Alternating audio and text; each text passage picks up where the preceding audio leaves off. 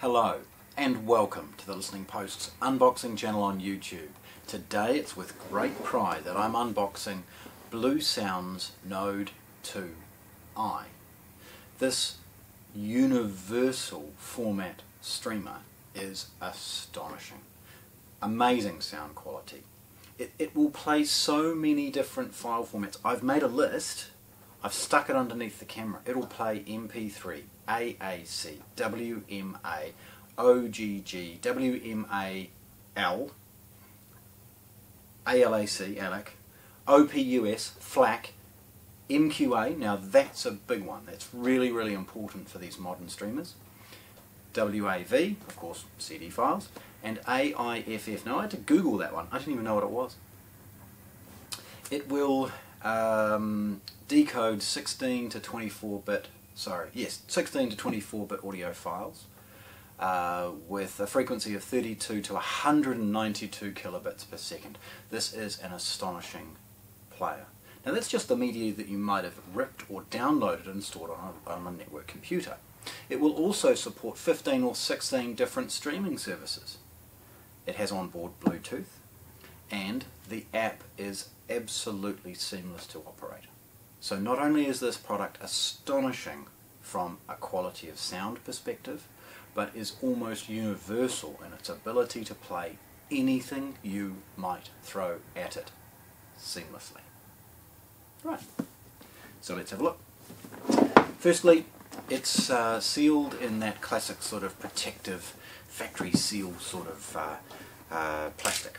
Now, a simple nick in any corner enables you to sort of start tearing at it. The reason I'm opening that first is because, of course, this particular one does not have a New Zealand power cord in the box. It's factory sealed, obviously.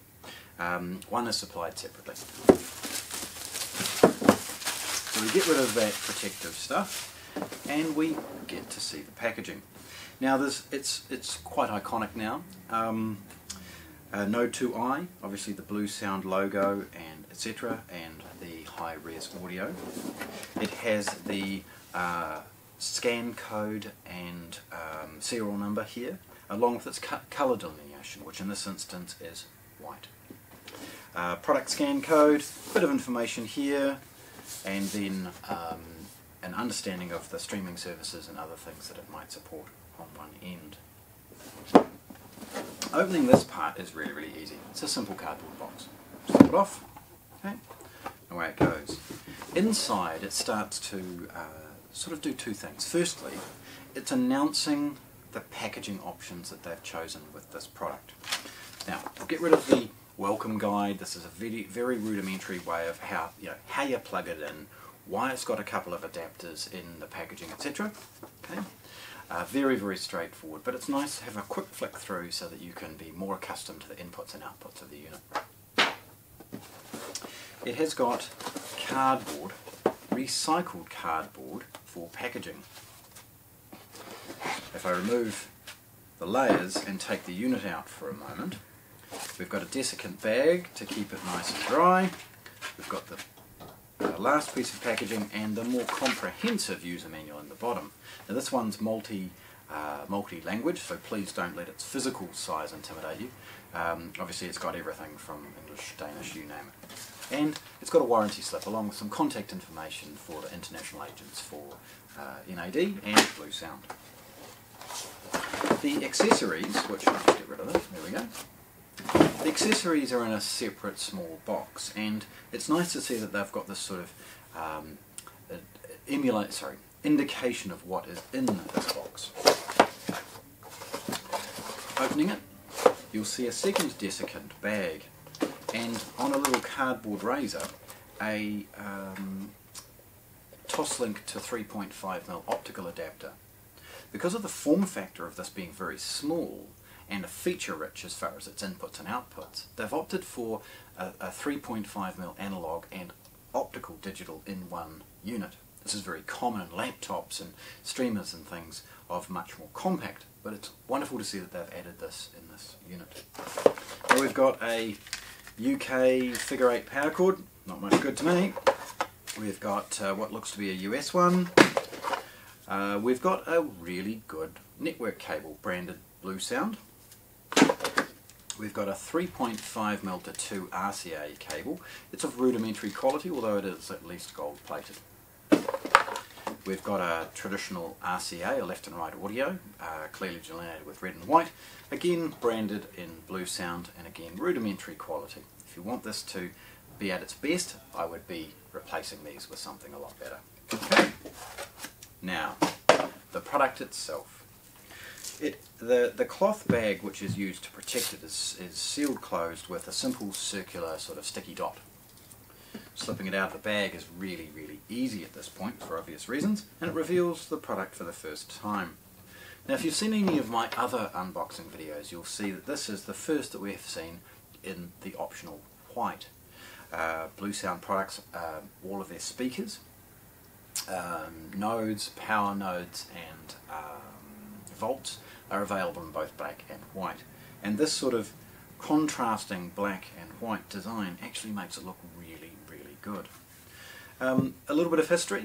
Bluesound produced their Node some years back. It was quite a lot taller and larger. The Node 2 shared this form factor, and the latest 2i is a revolution as far as its operating system and performance, allowing it to operate a wider range of streaming services and audio formats. Okay, so let's look at this for the first time. As I've alluded to, lovely design. Now this is a semi-rubberized sort of feel to it. It has a Bluesound logo central, an IR sensor is buried in the front there somewhere, and a 3.5mm headphone socket for an output. That's designed for those people that end up integrating this in their system. They can plug headphones directly into it and utilize that as a really not a bad little headphone unit as well. Tilting it forward, you see a Bluesound logo, and again please hang around for some close-up photographs and I'll show you what this looks like. We have touch sensitive controls on the top, play pause in the centre, volume up and down, and skip forward and backwards. This is inside a sort of a vent which allows the unit to obviously naturally sort of cool itself down. It's not very deep, as it doesn't need to be. It's only a streamer. And then looking at the back, we see the myriad of inputs and outputs that they've invested in. Starting at the boring end, we've got a figure 8 power input. Now this is 100 to 240 volts, and that means it's a universal product. We have a service port of some kind and a USB. Now if I understand correctly, that USB can be used to plug in phones and on-the-go devices, although don't quote me on it. There is a traditional USB. Now that can be utilised for external hard drives, self-powered hard drives. It doesn't have the current to run very large ones, but if most of us have a little USB with a bit of music on it, that's where it should go. Above it is a network socket, and although this is wired and wireless, please, it is important if you get the opportunity, any streamer of this calibre and quality, you should really think about running it wired. It's more stable, it's faster, and with that the performance is overall going to be better. You've got an IR input, and this is for external control from the likes of automation products, or I guess an IR sensor around the house. It's got a trigger output, and this is the multi-input that I spoke about as far as needing that adapter. It has a 3.5mm analog input, and then at the back of it, of course, an optical digital, again using that 3.5mm form factor. To here though is the outputs that you may utilise.